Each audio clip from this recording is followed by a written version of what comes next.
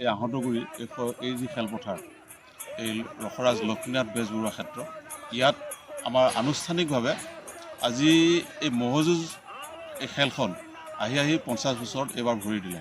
কিন্তু কথা হ'ল কি অনানুষ্ঠানিকভাৱে ইয়াৰ আগতো হৈ গৈছে বাৰু সেইটো আমি এতিয়া এটা কথা আমি আপোনালোকক আমি বা আমাৰ সাংবাদিক মাধ্যমৰ জৰিয়তে আমি অসমৰ জনসাধাৰণক এই বিষয়টো জনাব বিচাৰিছোঁ যে চাওক এতিয়া বিশ্বত যিটো কৰোনাৰ যিটো এটা প্ৰভাৱ আৰু যিহেতু এটা মহাসংহাৰৰ সৃষ্টি হৈছে মানুহৰ জনজীৱনত, গতিকে আমি মানুহৰ জনজীৱনৰ স্বাৰ্থটো জীৱন ৰক্ষা হওক তথাপিতো আমি উৎসৱটো নাপাতোঁ, ম'হযুঁজ আমি কোনো কাৰণতে নাপাতোঁ। দুখ লাগিছে, তথাপিতো দুখ লাগিলেও আমি সেই দুখটোক আমি দুখ বুলি ভাবিব নালাগিব বা ভাবাও নাই।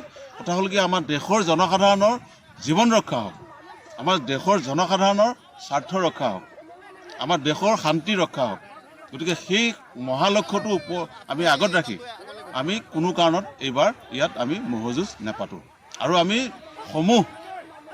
এই সংবাদ মাধ্যমৰ যোগেদি আমি ম'হৰ গোৱাল তথা মালিককো আমি অনুৰোধ কৰিছোঁ, আমি আহঁতগুৰি আজি উৎসৱ সমিতি তথা বা আমি আহঁতগুৰিবাসী ৰাইজ হিচাপে যাতে আপোনালোকে ইয়াত কোনো কাৰণতে যে ম'হৰ যুঁজ হ'ব বুলি আশা কৰিব নালাগে বা যুঁজ লগাম বুলি আপোনালোকে ম'হ হালিব নালাগে।